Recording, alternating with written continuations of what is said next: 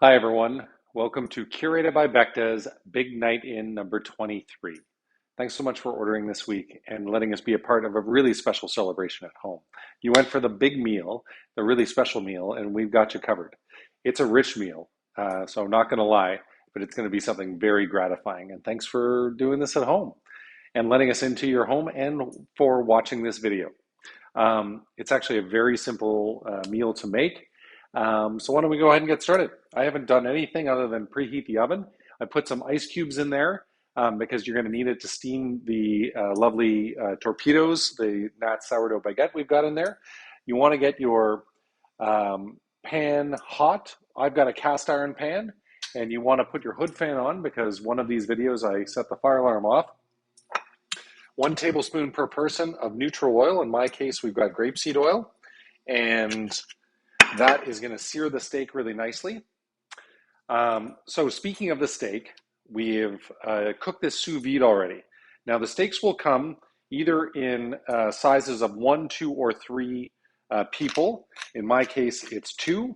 But if you've ordered for 3, it's going to be a really thick one. If you've ordered for 1, we're going to try to get you a small end piece that is smaller. You want to season with a little salt and pepper. Wait for the pan to get nice and hot, and then we're going to sear it. Now let's go to the recipes. 2 minutes per side in 1 tablespoon of the neutral oil per person. And once your steak has been seared, we're going to butter bathe it after that. So make sure to get a nice butter bathing spoon. Need one of those guys. A tablespoon is nice. And in the meantime, we're going to put our baguette in here right on the rack for the oven. So you don't need a baking sheet or anything like that. But 6 minutes, and very important to put some ice cubes or water, if you don't have ice cubes, in the bottom with a little bowl so that it can steam, because that really refreshes the bread beautifully.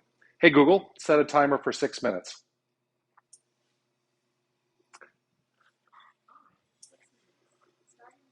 So I see that the pan is smoking, so it is ready to go. You want to make sure to pat your ribeye with paper towels so that it's nice and dry and drain off the juices there. Then we can start setting up for our appetizer, our terrine. So this is a pork and hazelnut terrine that the chef makes in-house, and it's just lovely. So what I'm going to do is I'm going to actually cut it in triangles. For those of you who have watched these videos before, you'll notice I've tried a different setup to try to center on the cutting board, and you can see the plates a little bit more.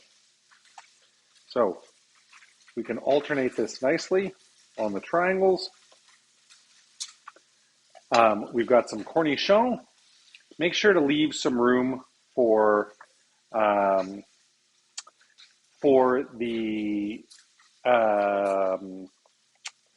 bread, because we're going to slice that up. So make sure to leave that down there.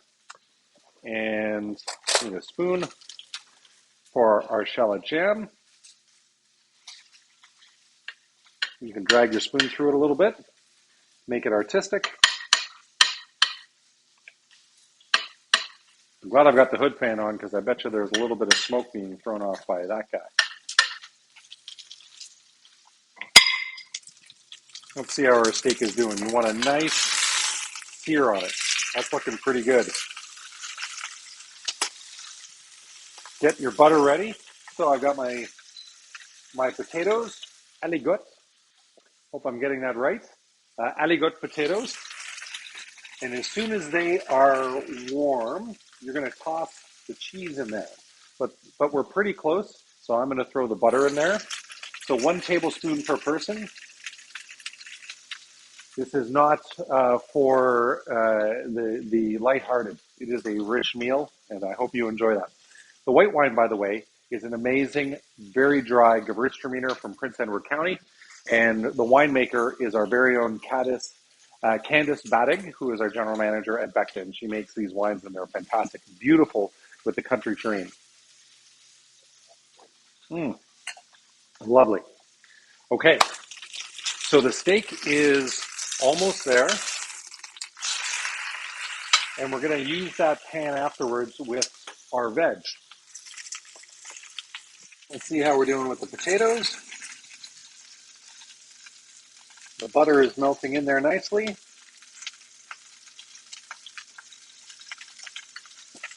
Okay, so there's a nice sear on this, so I'm going to turn that down to low. I'm going to put 1 tablespoon of butter per person in there and melt it down. And then we've got our big spoon for basting. If you can, please use a cast iron pan. They're really the best things out there. 20 bucks a Canadian Tire will get it for you. Um, and it's indispensable in my kitchen. I use it literally every time I cook. So as soon as the butter melts down, it caramelizes. Oh, this stuff is just great. And it cools up. And then you want to butter bathe each side for about a minute. And that is what makes the difference between a restaurant steak and a lot of steaks that people have at home is they forget to do things like baste it with butter. And that's what makes the steak so unctuous and tasty. So we have cooked it sous vide to rare. And then for you guys, you're going to take it to medium rare with these instructions. If you want it more than medium rare, you want to put it for 2 more minutes in the oven per degree of doneness. So if you want medium, then you get 2 more minutes. And if you've got medium well, 4 minutes. But who wants medium well? I hope most of our folks don't. I'm going to turn the hood fan off now because we're done with the searing. Gorgeous butter bathing. Then we throw this in the oven. Hey Google, how much time's left on the timer?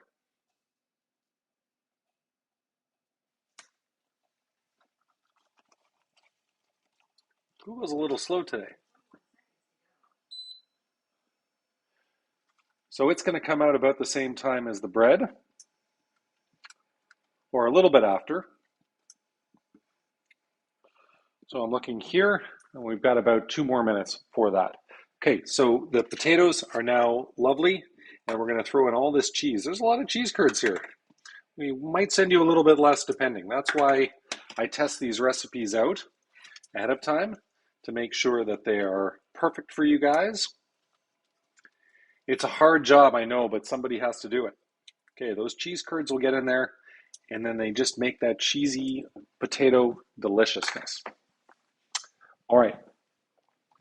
So the sauce Robert, by the way, we need some butter in there as well.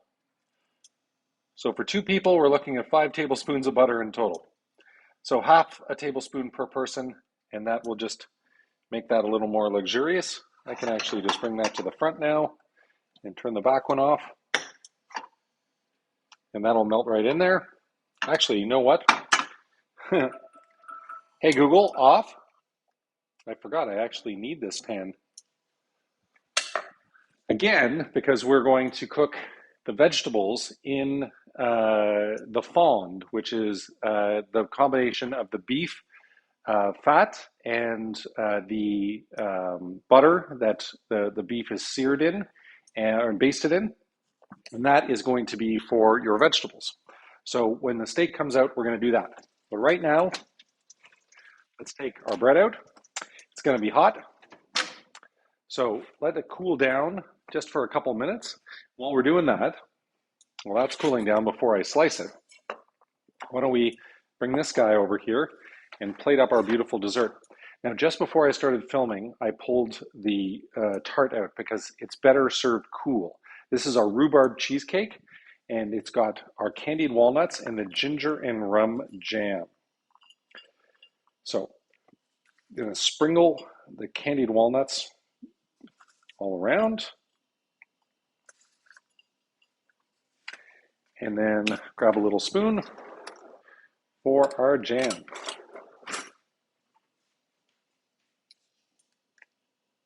And that guy can go right on top. And you've got some juice in there.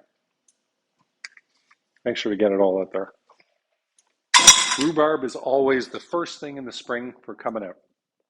So you guys will get to enjoy some local rhubarb. So there is our rhubarb cheesecake with the candied walnuts and the ginger and rhubarb jam. Hope you love it. All right. These guys are pretty warm. Yeah, I'm going to wait 1 more minute because the most important part is that the steak is done in the oven. So let's keep moving on the potatoes.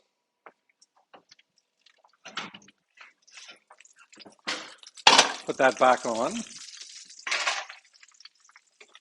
And this is also the key to great steaks at home. Resting. If you don't rest the meat, then it'll be very tough and all the juices will go away. What I do is a cookie rack near the stove so it's a little bit warm. And then we're going to turn this back up to medium-high heat. All the mushrooms are going in there. Probably more cremini mushrooms that we need. And our leeks are going in there. And then in the last 2 minutes, we are going to add the Swiss chard. So give that a nice stir. And all of the butter and the beef fat and the drippings are going to make up basically the sauce for the veg. If you feel like they're a little dry and you want to add some more butter or oil, go for it. It really depends on you. Yeah, it's funny, those have sucked up the fat pretty well. We have a lot of butter going on, so I'm going to just add a little bit more neutral oil to make sure there's some liquid in there for it. And the other part, when the mushrooms start sauteing, especially, they've got a lot of water in them. Throw your salt and pepper in there, and the salt is going to release the liquid.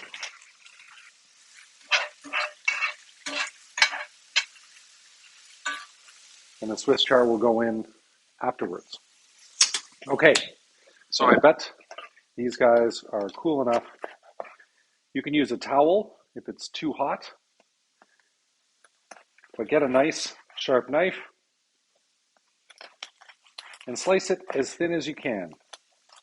So Nat Herrera, who owns Nat's Bread, was a sous chef for us for many years, and we actually helped her launch her bakery in the basement of Gezellig, which we're very proud of. And she was there for about a year, and then she outgrew the place, and that's why she had to find a larger space, and now she's in her own space, which is actually pretty close to Gezellig. But she's an amazing lady, and she makes beautiful breads, and we love her sourdough. Now, we've talked about the white wine, but we haven't talked about the red wine.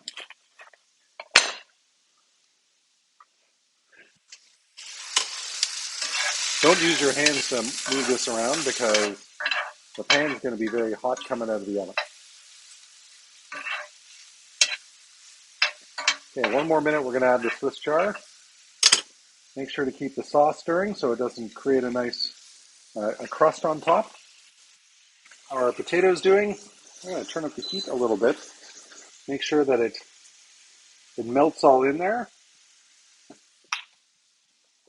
Now we want to remove from the cutting board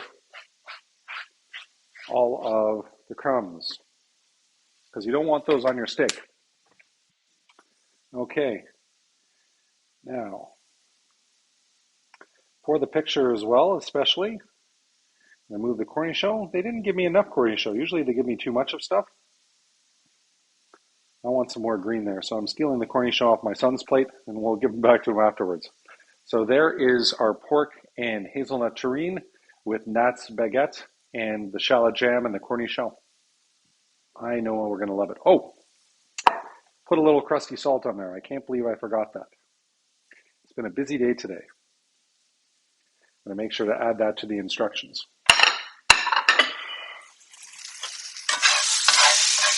The mushrooms and leeks are looking great. Now we're going to add the Swiss chard. Again, they've sent me too much. I'm going to see what I can do in there. Don't burn your Swiss chard if you're like me and you've got a gas stove and it falls out.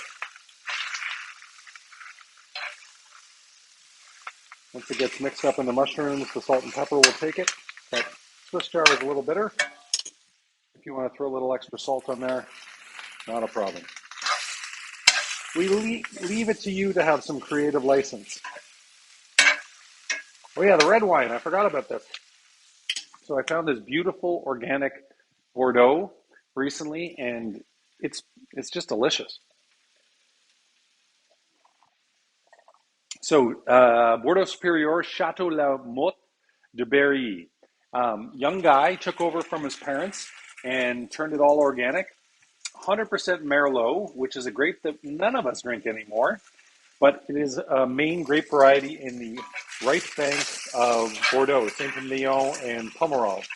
And this is just on the other side of the river from it. I can turn this guy down and off now. Swiss char has wilted beautifully. It's got some nice green color. Stir the sauce. Potatoes looking good. Anyway, the classic Bordeaux is going to go great with this. So now,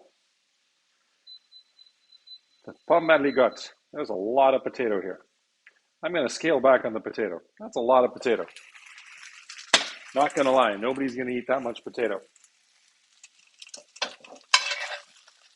And the veg.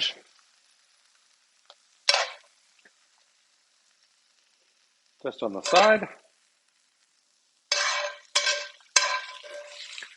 My son, more mushrooms, less Swiss char for him. That's his deal, but he does like the leeks. And we're going to throw some more leeks in there. And now, I can turn off the oven. And our beautiful ribeye. So you want to cut it against the grain. So you want to go on the short side rather than the long side. That is a beautiful medium rare. You want to cut in about 1/2 inch slices. My favorite part of the ribeye is the deckle, which is the piece right around the fat. That is also my son's favorite, so we're going to fight over it tonight. So there is going to be some fat and some marbling. You can either cut that off or you can give it to your teenage son.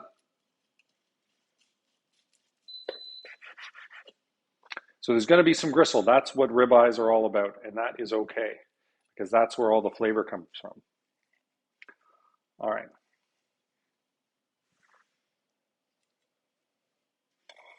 Again, I'm going to give him all the deckle. Very important. Season the beef on the inside after you've done the slicing. Salt and pepper. And the thing that is really going to make it sing